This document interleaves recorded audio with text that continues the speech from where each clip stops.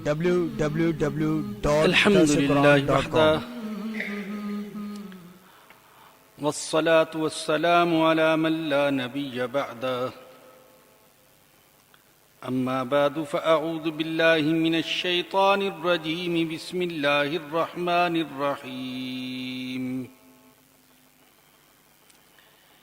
إلهكم إله واحد فالذين لا يؤمنون بالآخرة قلوبهم منكرة وهم مستكبرون. صدق اللہ العظیم. اللہ پاک کے فضل و کرم سے آج ہم اپنے درس قرآن کا آغاز سورہ نحل کی آیت نمبر 22 سے کر رہے.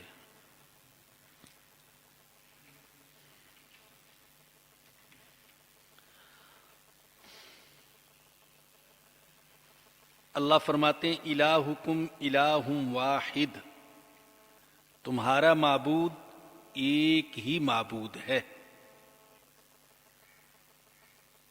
اس سے پہلے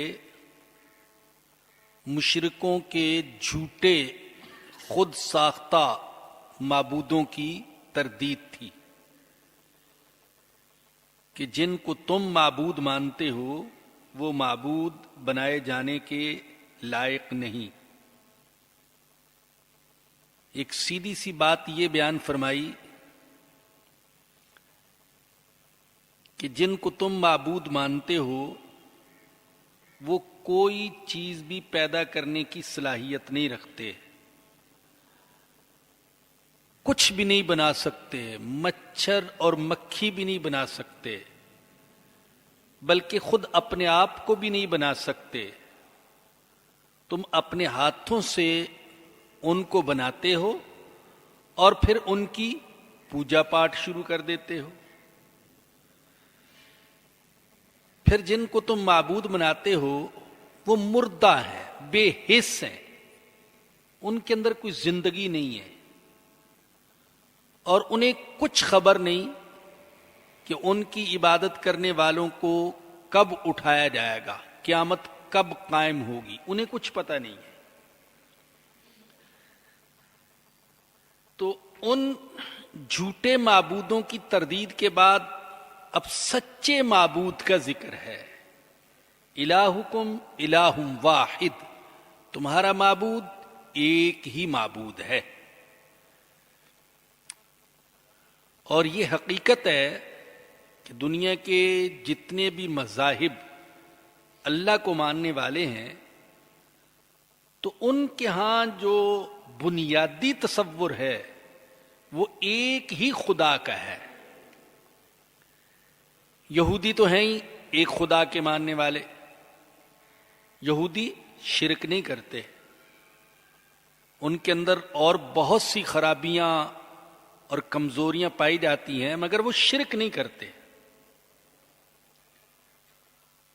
عیسائی بظاہر 3 کو مانتے ہیں لیکن وہ بھی تعویل کرنے پر مجبور ہیں کہ ہم اصل میں ایک ہی کو مانتے ہیں. ہندوؤں کے ہاں دیکھ لیں تو اصل میں وہ بھی ایک ہی کو ماننے والے ہیں جو اصل مذہب ہے ان کا. بعد میں شرک کی ملاوٹ کی وجہ سے انہیں لاکھوں کروڑوں کو معبود بنا لیا. سکھ مذہب یہ بھی توحید کا مذہب ہے،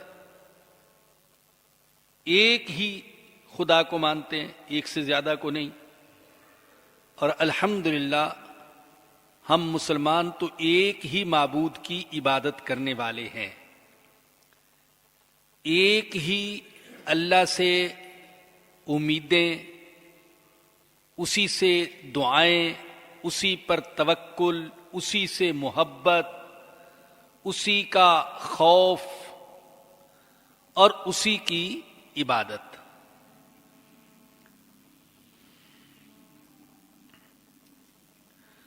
مشرکوں کو، جو حضور اکرم صلی اللہ علیہ وسلم کے زمانے کے مشرک تھے، ان کو بڑا تعجب ہوتا تھا کہ ہم نے تو کئی معبود بنا رکھے ہیں. کعبہ کے اندر 360 بت تھے، اب کسی سے امید رکھتے تھے کہ یہ بارش برسائے گا، کسی سے یہ کہ یہ اولاد دے گا، کسی سے یہ کہ یہ رزق دے گا، حالانکہ وہ بھی اصل میں ایک اللہ کو ماننے والے تھے، اور وہ کہتے تھے کہ ہم ان کی عبادت اس لیے کرتے ہیں تاکہ یہ ہمیں اللہ کے قریب کر دیں۔ تو جب ان کو کہا جاتا ہے کہ ایک ہی اللہ ہے، یہ کچھ بھی نہیں ہے، ان کی تردید کی جاتی تو یہ بات ان پر بڑی ناگوار گزرتی تھی۔ چنانچہ اللہ کہتے ہیں وَإِذَا ذُكِرَ اللَّهُ وَحْدَهُ، جب ایک اللہ کا ذکر کیا جاتا ہے اشمئزت قلوب الذین لا یؤمنون بالآخرہ، تو جو لوگ آخرت پر ایمان نہیں رکھتے ان کے دل تنگ ہو جاتے ہیں۔ وَإِذَا ذُكِرَ الَّذِينَ مِن دُونِهِ، اور جب اللہ کے علاوہ دوسروں کا ذکر کیا جاتا ہے اذا ہم یستبشرون، تو بڑے خوش ہوتے ہیں۔ آپ دیکھیں تو ہمارے بعض بگڑے ہوئے مسلمان بھائی وہ بھی ایسے ہی ہیں، جب ان سے کہا جائے بس ایک اللہ ہی ہے، اسی کی عبادت ہے، اسی سے دعا ہے، اسی کے لیے صدقہ خیرات ہے، اسی کے لیے نظر نیاز ہے، اسی کے سامنے رکوع اور سجدہ ہے، اسی سے امیدیں ہیں، وہی اولاد دینے والا ہے، وہی رزق دینے والا ہے، وہی بارش برسانے والا ہے، وہی عزت اور شفا دینے والا ہے، اس کے علاوہ اور کوئی نہیں، تو یہ بات انہیں بڑی ناگوار گزرتی ہے۔ وہ کہتے نہیں، یہ بابا جی بھی کچھ کر لیتے ہیں، یہ قبر والا بھی کچھ کر لیتا ہے، یہ بڑی پہنچی ہوئی ہستیاں ہیں، یہ بھی کچھ کر لیتے ہیں۔ تو چنانچہ بابوں سے، قبروں والوں سے بے وقوف لوگ اولاد بھی مانگتے ہیں، رزق بھی مانگتے ہیں، ان کے سامنے سجدہ بھی کرتے ہیں، اور ان سے بڑے بے وقوف وہ ہیں جو اپنے سامنے سجدہ کرنے والوں کو روکتے نہیں ہیں، بڑے ظالم ہیں کہ ان کے سامنے جھکے ہوئے ہیں، ان کے دیہاتی، جاہل، پاگل، مرید جھکے ہوئے ہیں، اور وہ ان کو تھپکی دے رہے ہیں، شاباش دے رہے ہیں، بہت اچھا کر رہے ہو۔ تو اللہ فرماتے الہکم الہ واحد، تمہارا معبود ایک معبود ہے، فالذین لا یؤمنون بالآخرۃ، پس وہ لوگ جو آخرت پر ایمان نہیں رکھتے، قلوبہم منکرۃ، ان کے دل انکار کرنے والے ہیں، وہم مستکبرون، اور وہ متکبر ہیں، تکبر کرتے ہیں۔ تکبر اللہ پاک کو کسی طور پر بھی پسند نہیں۔ گناہوں میں سے سب سے زیادہ قابل نفرت گناہ اللہ کی نظر میں ظلم اور تکبر ہے۔ ظلم بھی بڑا قابل نفرت گناہ ہے، اور تکبر بھی۔ پھر تکبر ایک تو ہوتا ہے انسانوں کے سامنے، اور ایک ہے انسانوں کے رب کے سامنے، اللہ کے سامنے تکبر۔ یہ بدترین تکبر ہے۔ تکبر تو ویسے ہی برا، اللہ کے نبی نے فرمایا جس کے دل میں رائی کے دانے کے برابر تکبر ہوگا، جب تک اس کو اس سے پاک نہیں کر لیا جائے گا تو اس کو جنت میں داخل ہونے کی اجازت نہیں ملے گی۔ تو تکبر تو اپنی جگہ پر ہے ہی بدترین گناہ، لیکن اللہ کے سامنے تکبر، اللہ کے نبی کے سامنے تکبر کہ ہم نہیں مانتے تمہاری، اب اللہ کے نبی کی نہیں مانتے تھے، کہتے تھے کیا ہمارے جیسا ہی انسان وہ نبی ہو سکتا ہے کہ اس کی مانے، جو کل تک محنت مزدوری بھی کرتا تھا، بکریاں بھی چراتا تھا، اور یہ ہم میں سے کوئی امیر انسان بھی نہیں ہے بلکہ غریب ہے، تو کیا اس کی مانے؟ تو یہ تکبر رکاوٹ بنتا تھا نبی کی اطاعت کرنے سے۔ تو اللہ فرماتے ہیں لا جرم ان اللہ یعلم ما یسرون وما یعلنون، یقیناً اللہ جانتا ہے جو کچھ وہ چھپاتے ہیں اور جو کچھ وہ ظاہر کرتے ہیں. جو ان کے دل میں بیماریاں ہیں اللہ اس کو بھی جانتا ہے، اور جو کچھ زبان سے کہتے ہیں اللہ اس کو تو جانتا ہی ہے. انہ لا یحب المستکبرین، بے شک اللہ تکبر کرنے والوں کو پسند نہیں کرتا ہے. اللہ کو عاجزی پسند ہے، تواضع پسند ہے. اور یاد رکھیے عاجزی کرنے والا اور توبہ اور ندامت کا اظہار کرنے والا گناہگار اللہ پاک کو تکبر کرنے والے عمل کرنے والے سے زیادہ پسند ہے. جو اگرچہ گناہگار ہے مگر عاجزی ہے، اس کے اندر ندامت ہے، اپنے آپ کو کمزور سمجھتا ہے، وہ اللہ کو زیادہ پسند ہے اس شخص سے جو عمل کرتا ہے مگر تکبر میں مبتلا ہے، اپنے آپ کو بڑا سمجھتا ہے. تو اللہ کو تکبر پسند نہیں. وَإِذَا قِيلَ لَهُم مَاذَا أَنزَلَ رَبُّكُمْ، اور جب ان سے کہا جاتا ہے کہ تمہارے رب نے کیا نازل کیا ہے. لوگ ان سے پوچھتے تھے، ایک تو لیڈروں سے پوچھتے تھے، سرداروں سے پوچھتے تھے، چھوٹے لوگ یہ کیا ہے جو محمد پڑھتے ہیں، یہ کیا چیز ہے صلی اللہ علیہ وسلم. جیسے ہوتا ہے بیچارے عوام جو ہے وہ سمجھتے ہیں کہ ہمارے سردار ہمارے وڈیرے یہ بڑے سمجھدار لوگ ہیں، تو ان سے پوچھتے تھے کہ سردار صاحب یہ کیا ہے، یہ محمد جو پڑھتے ہیں یہ کیا چیز ہے، آپ کی اس بارے میں کیا رائے ہے. اور بعض اوقات مکہ سے باہر سے لوگ آتے تھے، وہ پوچھتے کہ یہ کیا چیز ہے. بلکہ جب زیادہ لوگ آنے لگے تو سرداروں نے راستے متعین کیے ہوئے تھے، بے اس راستے کی تم نگرانی کرو، اس راستے کی میں نگرانی کروں گا، تاکہ جو مکہ میں لوگ آئیں تو ان کو ہم پہلے سے ہی سمجھا دیں کہ یہ کلام سچا کلام نہیں ہے معاذ اللہ. تو جب لوگ ان سے پوچھتے یہ کیا ہے، یہ جو محمد پڑھتا ہے یہ کیا چیز ہے صلی اللہ علیہ وسلم، قالوا اساطیر الاولین، تو یہ کہتے جواب میں کہتے یہ پہلوں کے قصے اور کہانیاں ہیں اور کچھ بھی نہیں. قصے کہانیاں ہیں، یہ قوم لوط کا قصہ، یہ قوم عاد کا قصہ، یہ قوم سمود کا قصہ، یہ قصے ہیں. اور قصے ہمیں بھی بہت آتے ہیں، بلکہ محمد جو قصے سناتے ہیں صلی اللہ علیہ وسلم وہ تو ایسے ہی ہیں، خوفناک قسم کے، ڈرونے قسم کے، خوش قسم کے. ہم تم کو سناتے ہیں بڑے تر و تازہ قسم کے قصے، ایران کے بادشاہوں کے قصے، رستم کا قصہ، اسفندیار کا قصہ، فلاں کا قصہ وہ سناتے ہیں. یہ نہ سنو، یہ قصے سنو. اور پھر قوم عاد قوم سمود کا قصہ سنائے گا محمد صلی اللہ علیہ وسلم، اور رستم اور اسفندیار کے قصے سنائیں گے ناچنے گانے والیاں. تو قصے بھی سنو گے اور ان کا ناچ ڈانس بھی دیکھو گے. تو ادھر نہ جاؤ ادھر آؤ، یہ کہتے تھے.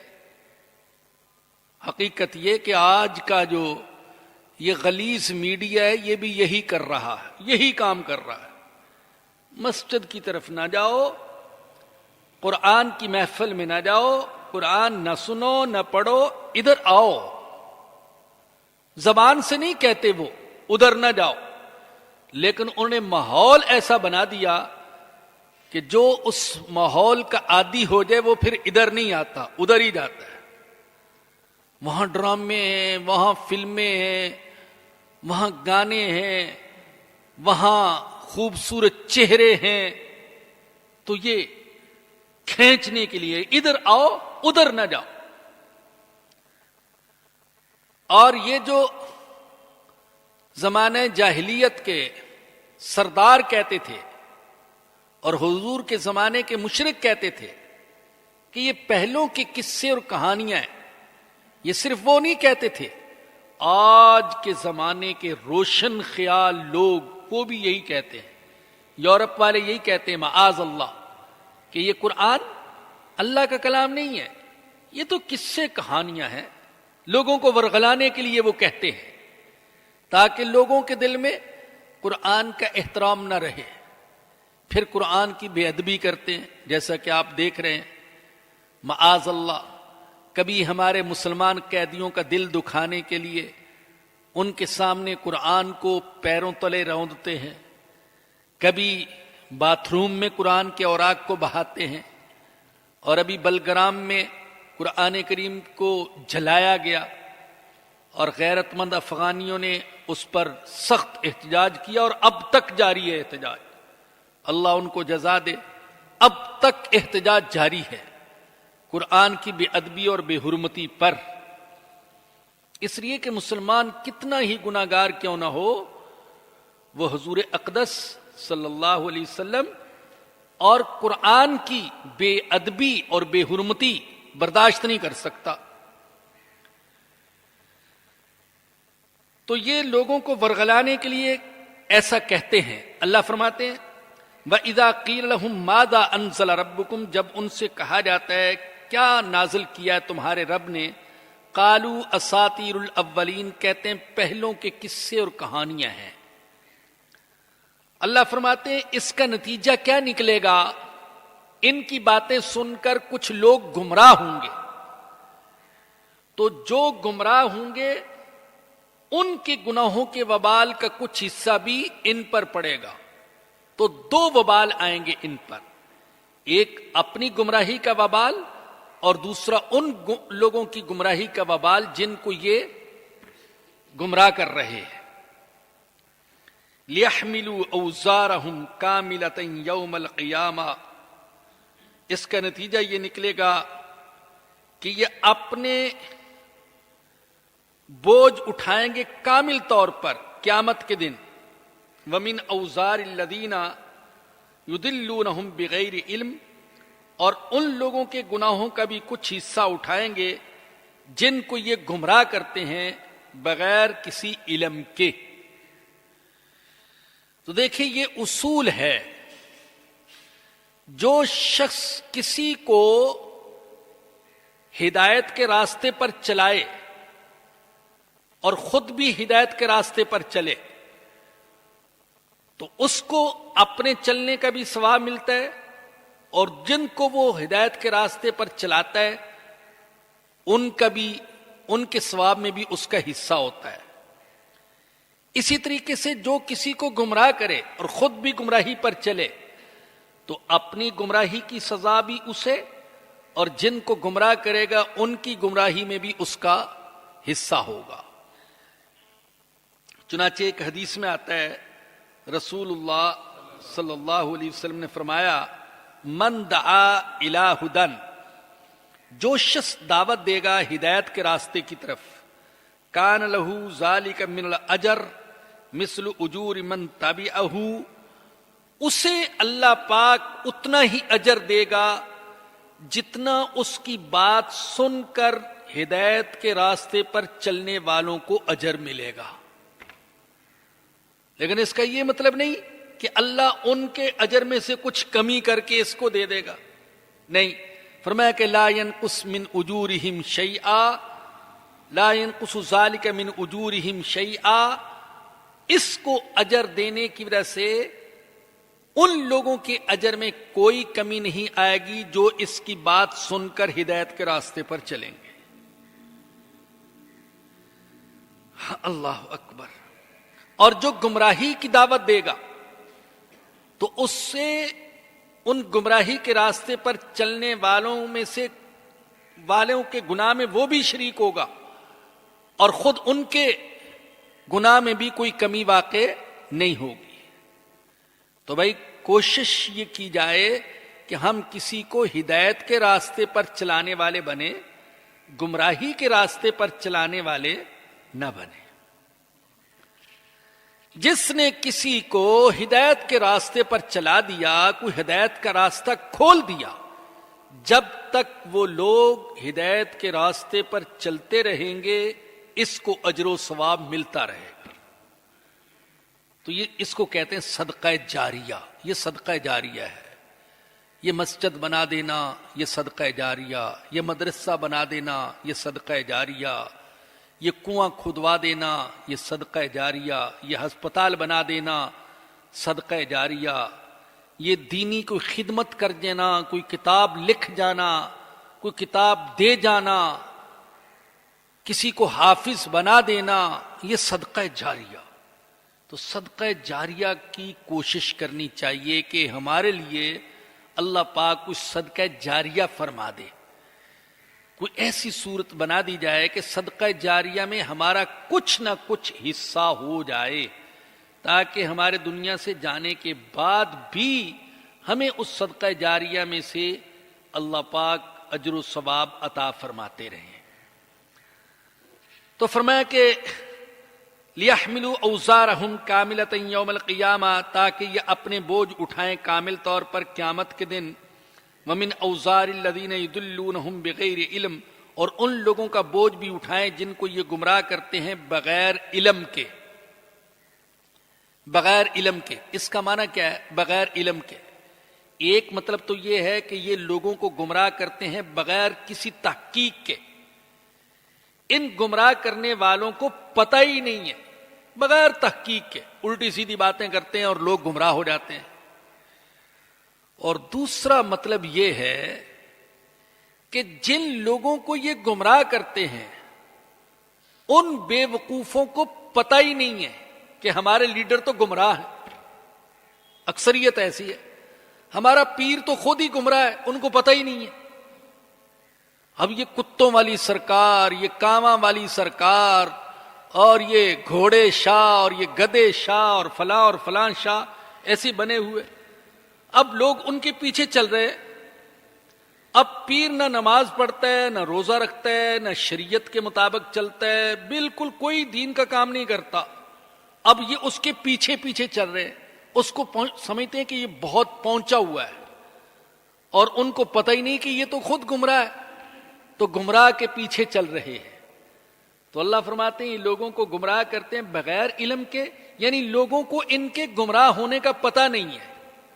ان کو سمجھتے ہیں یہ حق پر ہے، حالانکہ یہ باطل پر ہیں.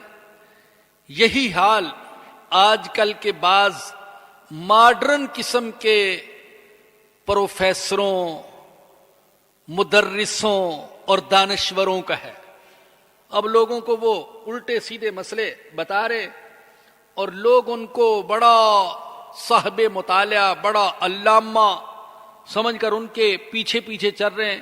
ان کو پتہ ہی نہیں ہے تو خود گمراہ ہے، ہم تو گمراہ کے پیچھے پیچھے چل رہے ہیں.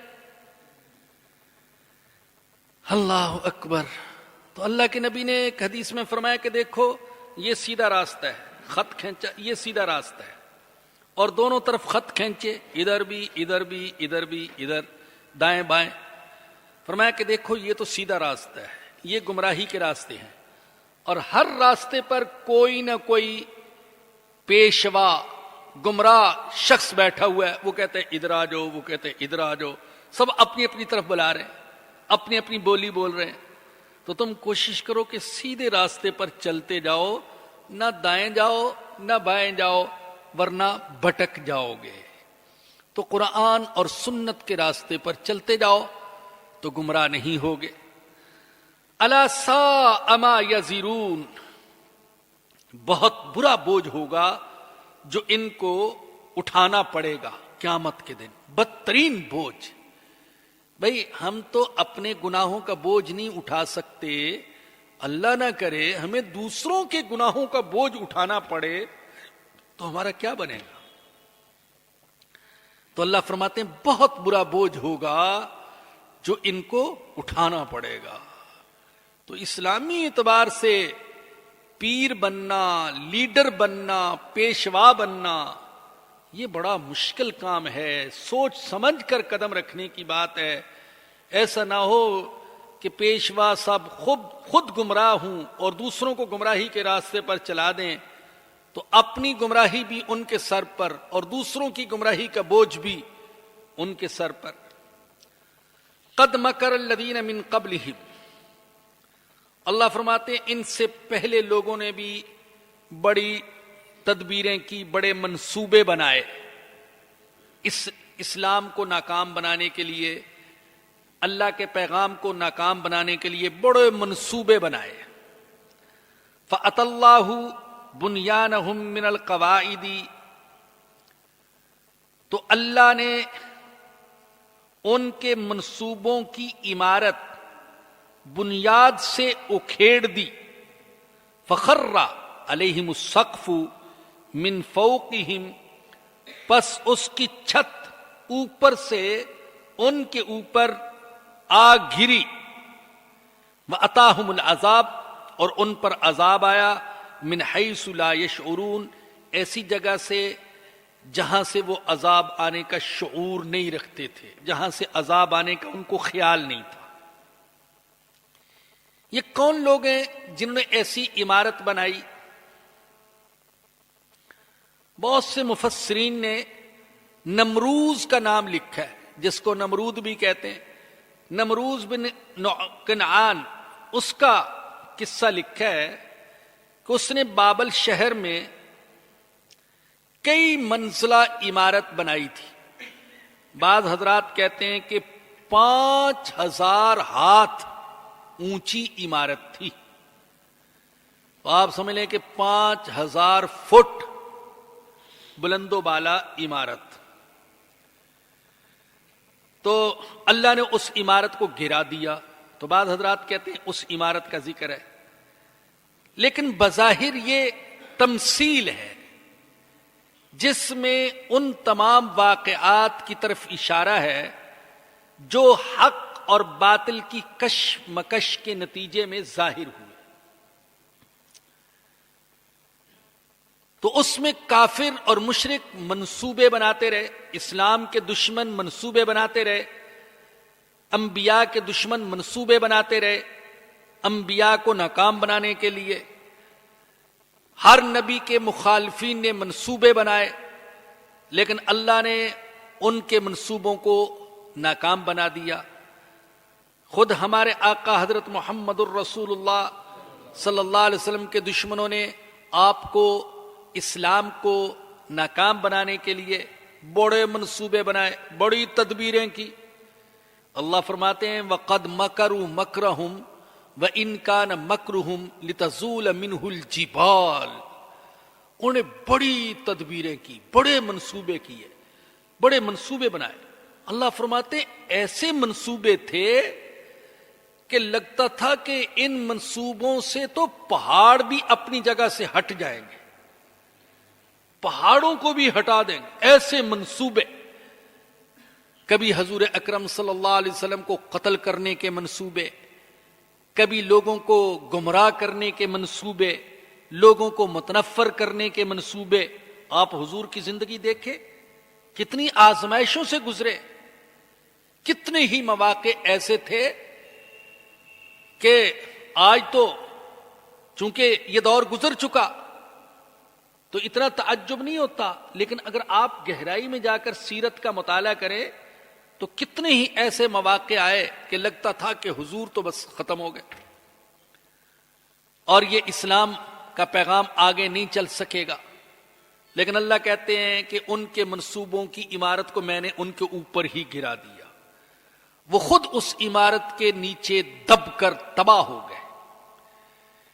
اور یاد رکھیں کہ اسلام کو، قرآن کو، حضور کے پیغام کو ناکام بنانے کے منصوبے یہ صرف حضور کے زمانے کے کافر نہیں بناتے تھے، آج کے کافر بھی منصوبے بناتے ہیں، مسلسل بنا رہے ہیں اسلام کو ناکام بنانے کے لیے، حضور کے پیغام کو ناکام بنانے کے لیے، قرآن کو ناکام بنانے کے لیے مسلسل منصوبے بنا رہے ہیں۔ میڈیا ان کے ہاتھ میں ہے، وسائل ان کے ہاتھ میں ہیں، پروپیگنڈے کے زور پر لوگوں کو متنفر کرنے کی کوشش کرتے، لیکن کل کے کافروں کے منصوبے بھی ناکام ہوئے، آج کے کافروں کے منصوبے بھی ناکام ہو رہے ہیں۔ الحمدللہ جتنے منصوبے بناتے ہیں اور جتنا اسلام کو بدنام کرنے کی اور لوگوں کو متنفر کرنے کی کوشش کرتے ہیں اتنا ہی زیادہ لوگوں کے اندر اسلام کے لیے تجسس بڑھتا ہے، اور بہت سے لوگ اس تجسس کے نتیجے میں اسلام قبول کر لیتے ہیں۔ مغربی دنیا کو دیکھیں تو ایسے ملک ہیں جہاں کبھی ایک بھی مسجد نہیں تھی، آج درجنوں مسجدیں ہیں، سینکڑوں مسجدیں ہیں۔ جن ملکوں میں کبھی رمضان میں حافظ تلاش کرنا پڑتا تھا، بلکہ بعض اوقات بیرون ملک سے حافظ وہ بلاتے تھے تراویح کے لیے، آج ان ملکوں میں اتنے حافظ ہیں کہ حافظوں کو قرآن سنانے کے لیے مسجدیں نہیں ملتی۔ تو دن بدن الحمدللہ اسلام کا دائرہ وسیع ہو رہا ہے اور بے شمار لوگ اسلام قبول کر رہے ہیں۔ ایسی بے شمار مثالیں ہیں کہ عیسائیوں نے اپنے گرجے بیچ دیے، تنگ آ کر بیچ دیے، لیکن ایسی کوئی مثال نہیں ملے گی کہ مسلمانوں نے کوئی مسجد بیچ دی ہو۔ الحمدللہ صرف پاکستان میں نہیں، بیرون ملک میں بھی ایسی مثالیں نہیں ملیں گی کہ مسلمانوں نے مسجدیں بیچ دی ہوں، لیکن گرجے بیچنے والے بہت، اور اکثر گرجوں کو خرید کر الحمدللہ مسلمان ان کو مسجدوں اور مدرسوں میں تبدیل کر رہے ہیں۔ تو ان کے منصوبے ناکام جا رہے ہیں۔ آج انہوں نے جو منصوبہ بنایا قرآن کی بے حرمتی کا، تو یہاں تو جو کچھ ہو رہا ہے، غیرت مند افغانی ان کی جان کے دشمن بن گئے، کئی امریکی اب تک مارے جا چکے اور پتہ نہیں کتنے مارے جائیں گے انشاءاللہ۔ اور اس کے علاوہ دیکھیں جب وہاں تک بات پہنچے گی تو بہت سے لوگ قرآن پڑھیں گے۔ دیکھیں تو صحیح، جس کتاب کی ہمارے فوجی بے حرمتی کرتے ہیں اس کتاب میں لکھا کیا ہے؟ جب وہ پڑھیں گے تو اللہ پاک ان کے سینوں کو ایمان کے لیے کھول دیں گے۔ تو اللہ نے اس کتاب کے اندر اتنی طاقت رکھی ہے، آج بھی اتنی تازگی رکھی ہے، جو اس کے قریب آ جائے وہ پھر ایمان سے محروم رہتا نہیں ہے۔ سب سے بڑی بدقسمتی جو ہے، یاد رکھیں، سب سے بڑی بدقسمتی یہ ہے کہ خود مسلمان سچا مسلمان نہیں ہے۔ سب سے بڑی بدقسمتی یہ ہے۔ ایک تھے اسد صاحب، انہوں نے کئی کتابیں لکھی ہیں، یہودیت سے اسلام کی طرف آئے وہ، اور انہوں نے پھر کئی کتابیں بھی لکھی، پاکستان میں بھی بڑے اونچے عہدوں پر وہ فائز رہے۔ تو انہوں نے اپنی ایک کتاب میں لکھا ہے کہ میں دنیا بھر میں پھرا ہوں اور اس نتیجے پر پہنچا ہوں کہ اسلام کی اشاعت کے راستے میں سب سے بڑی رکاوٹ خود مسلمان ہے۔ مسلمان کا کردار، مسلمان کے گرے ہوئے اخلاق، مسلمان کی شرمناک زندگی، یہ رکاوٹ ہے اسلام کے راستے میں۔ لوگ جب مسلمان کو دیکھتے ہیں تو اسلام سے معاذ اللہ نفرت کرنے لگتے ہیں۔ اگر مسلمان سچا مسلمان ہو جائے تو دنیا میں اسلام پھیلنے کی رفتار بہت تیز ہو جائے گی۔ تو فرمایا کہ کافروں نے اسلام کو ناکام بنانے کے لیے جو منصوبے بنائے اور جو بڑی بڑی عمارتیں کھڑی کی، اللہ نے ان عمارتوں کو ان کے اوپر ہی گرا دیا، ان کو ناکام کر دیا۔ یہ تو دنیا میں ہوا۔ ثم یوم القیامت یخزیہم، پھر قیامت کے دن اللہ ان کو رسوا کرے گا، چونکہ ان کے کفر کی بڑی وجہ تکبر تھا۔ تو متکبر کو جو سزا ملے گی وہ ذلیل کر کے، ذلت کے ساتھ، کیونکہ متکبر کیا چاہتا ہے؟ اپنی عزت، میرا سر اونچا ہو، میں بڑا ہوں، تو وہ بڑا بنتا تھا اور جھوٹی عزت کا متلاشی تھا۔ تو اللہ قیامت کے دن اس کو ذلیل و رسوا کریں گے۔ اور بھائی سب سے بڑی رسوائی اور ذلت قیامت کے دن کی وہ دوزخ میں داخل ہونا ہے۔ اللہ فرماتے ہیں سورہ آل عمران کے بالکل آخر میں جو آیات ہیں اور جن میں دعائیں ہیں، فرمایا ربنا انک من تدخل النار فقد اخزیت، اے اللہ جس کو تو نے دوزخ میں داخل کر دیا اس کو تو نے ذلیل و رسوا کر دیا، اس سے بڑی ذلت اور کوئی نہیں۔ اللہ کسی کو دھتکار دے قیامت کے دن اور اس کے بارے میں حکم دے دیا جائے کہ اسے گھسیٹ کر دوزخ میں ڈال دیا جائے۔ ثم یوم القیامت یخزیہم، پھر قیامت کے دن اللہ ان کو رسوا کرے گا۔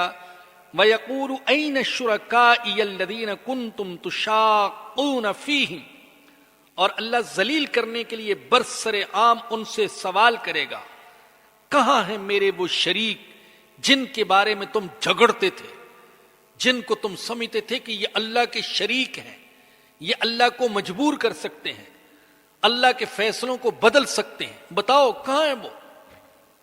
کوئی جواب دینے والا نہیں ہوگا، اور کسی کے اندر جرت نہیں ہوگی وہ کہہ سکے میں ہوں شریک۔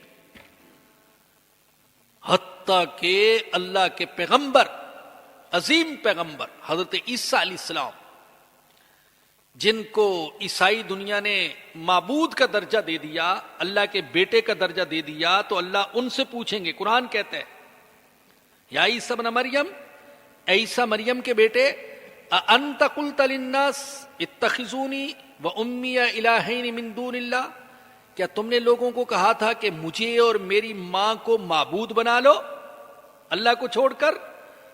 قَالَ سُبْحَانَكَ، عیسیٰ علیہ السلام کہیں گے اللہ تو پاک ہے، ما یکون لی ان اقول ما لیس لی بحق، اے اللہ میں ایسی بات کیسے کہہ سکتا ہوں جس بات کے کہنے کا مجھے حق ہی نہیں ہے، میں کیسے کہہ سکتا ہوں؟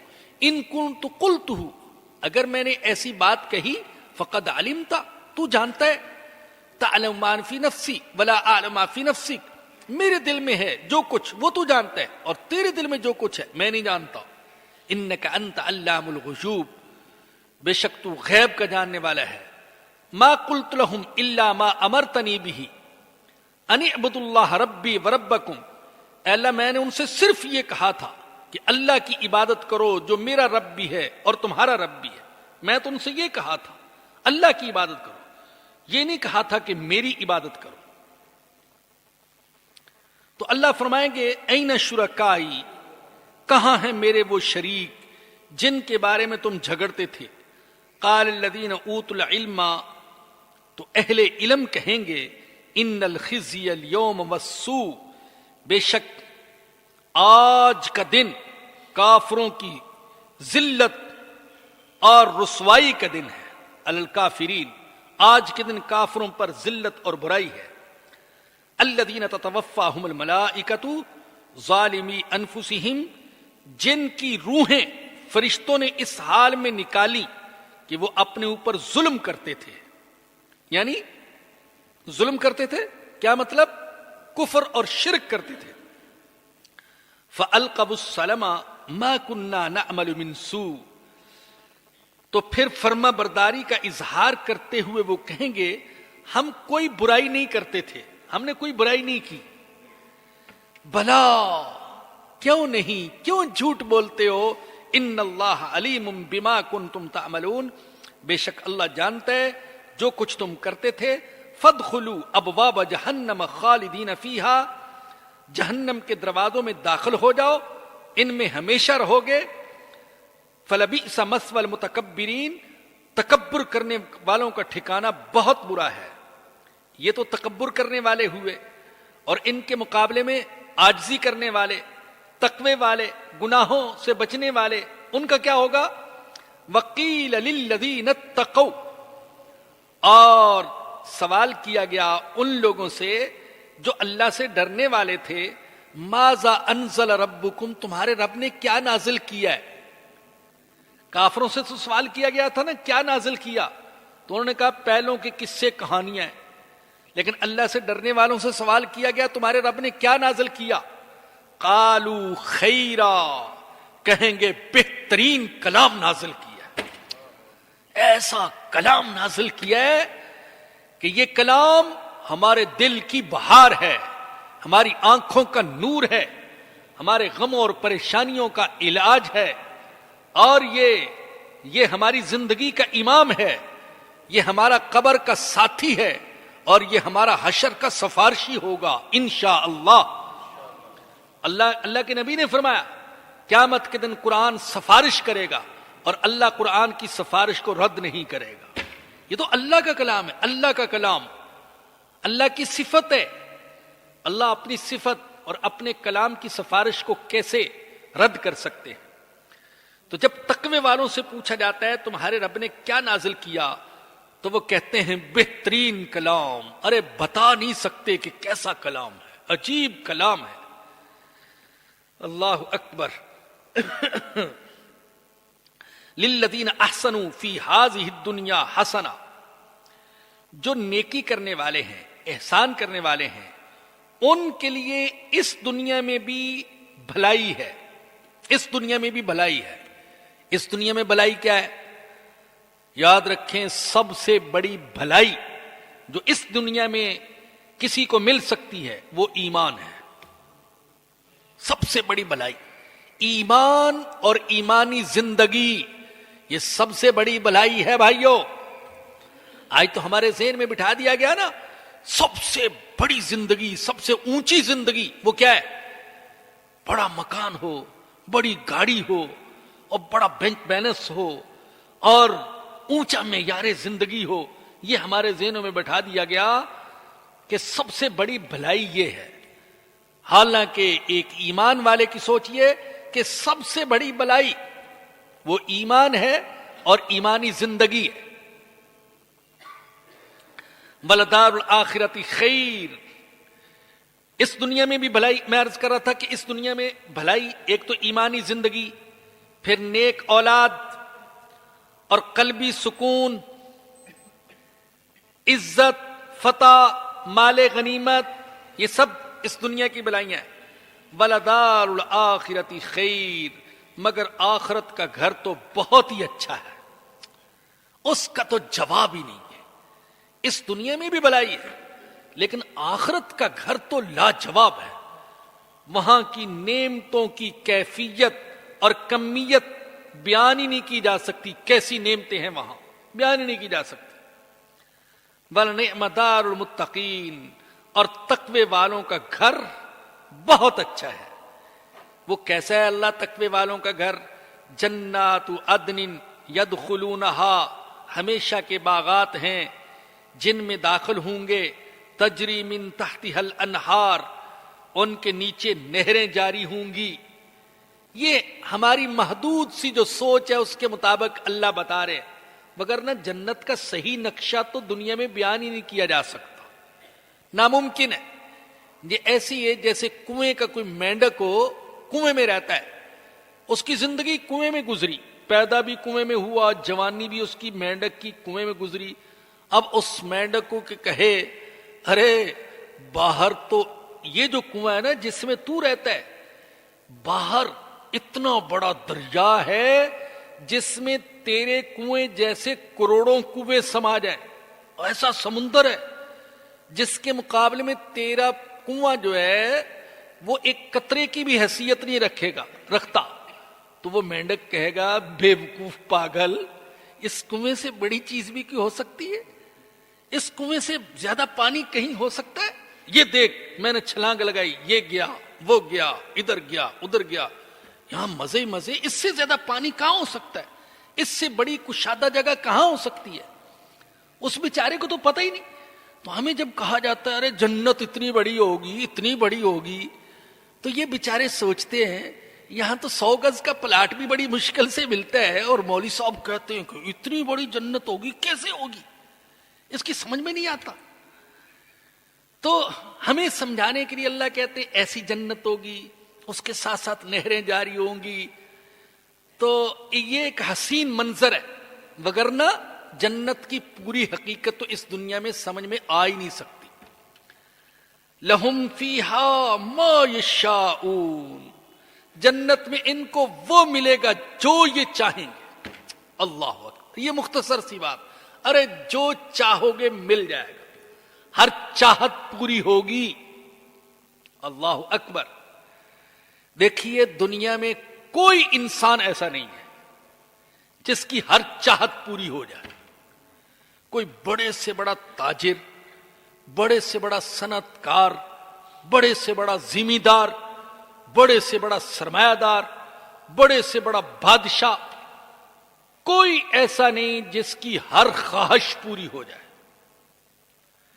चाहे वो अरबों के शहजादे हों, चाहे वो अमेरिका का ओबामा हो, चाहे वो जरदारी और गिलानी हों, और दूसरे तीसरे अलल्ले तलल्ले जितने भी हैं, हर ख्वाहिश इनकी कभी भी पूरी नहीं हो सकती।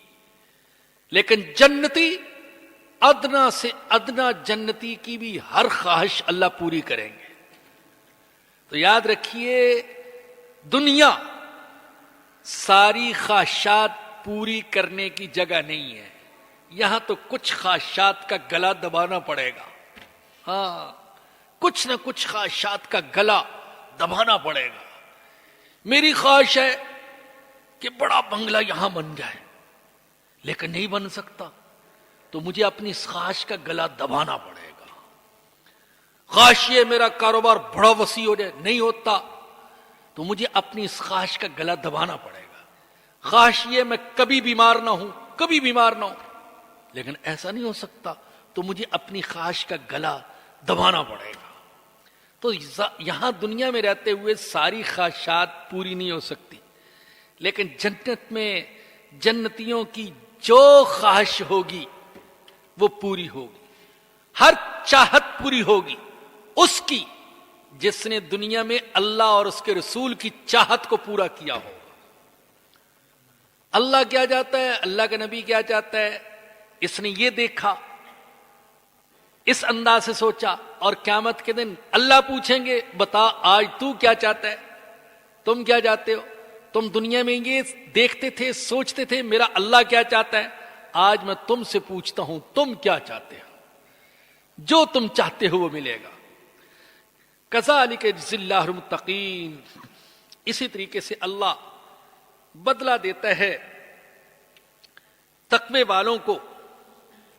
कौन है वो? अल्लज़ीना ततवफ़्फ़ाहुमुल मलाइकतु तय्यिबीना,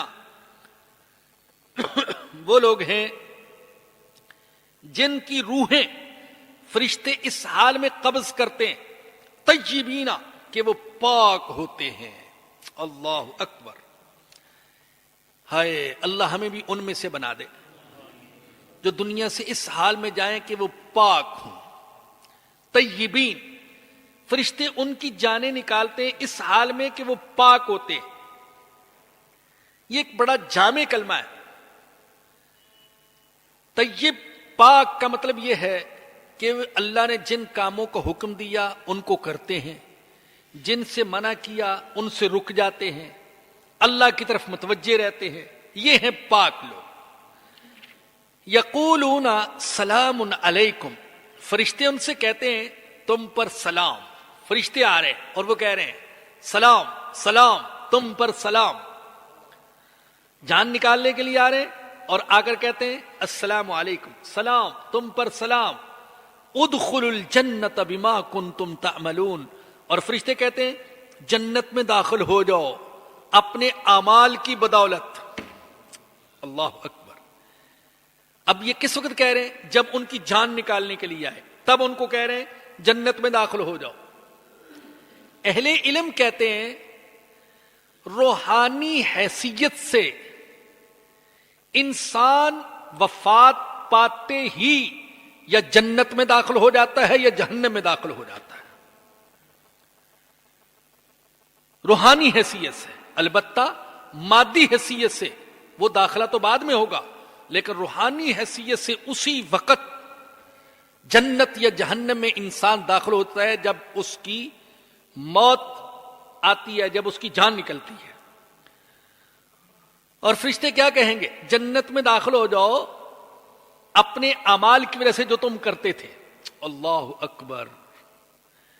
क्या पिद्दी और क्या पिद्दी का शोरबा, क्या हम और क्या हमारे आमाल। हकीकत में तो हर शख्स जन्नत में दाखिल होगा अल्लाह के फजल की वजह से। हकीकत में तो ये हदीस में आया, अल्लाह के नबी ने फरमाया तुम में से कोई भी अल्लाह के फजल के बगैर जन्नत में नहीं जा सकता। साहबा ने पूछा आप? फरमाया मैं भी नहीं जा सकता। तो हकीकत तो ये कि اللہ کے فضل کے بغیر کوئی بھی جنت میں نہیں جائے گا، جو جائے گا وہ اللہ کے فضل سے جائے گا۔ لیکن جنت والوں کی خوشیاں دوبالا کرنے کے لیے اور دنیا میں رہنے والوں کو ترغیب دینے کے لیے اللہ فرما رہے ہیں کہ ان کو جنت میں داخل کیا جائے گا ان کے اعمال کی وجہ سے۔ ایک تو ان کو خوش کرنے کے لیے، ہاں بھئی خوب خوب تم نے عمل کیے لہذا تم جنت کے حقدار ہو، اور دوسرا اللہ بتا رہے ہمارے جیسوں کو ترغیب دینے کے لیے کہ دنیا میں رہنے والوں کچھ کوشش کر لو، کچھ نیک عمل کر لو، آخرت کا ذخیرہ کر لو تاکہ تم بھی جنت میں جانے کے حقدار بن سکو۔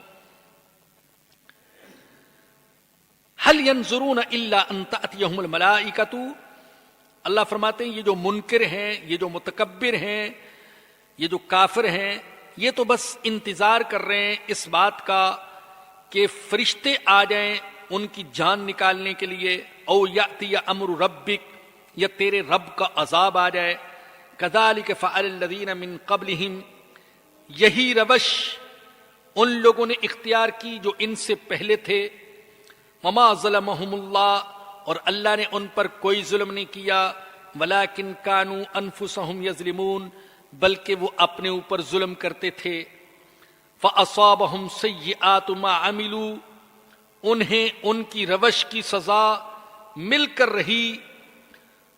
وحاق بہم ما کانوا بہ یستہزئون، اور اس عذاب نے انہیں گھیر لیا جس عذاب کا وہ مذاق اڑایا کرتے تھے۔ اللہ پاک ہمیں تکبر کرنے والوں میں سے نہ بنائے، اللہ پاک ہمیں ایمان اور تقوی والوں میں سے بنائے۔ وآخر دعوانا الحمدللہ رب العالمین۔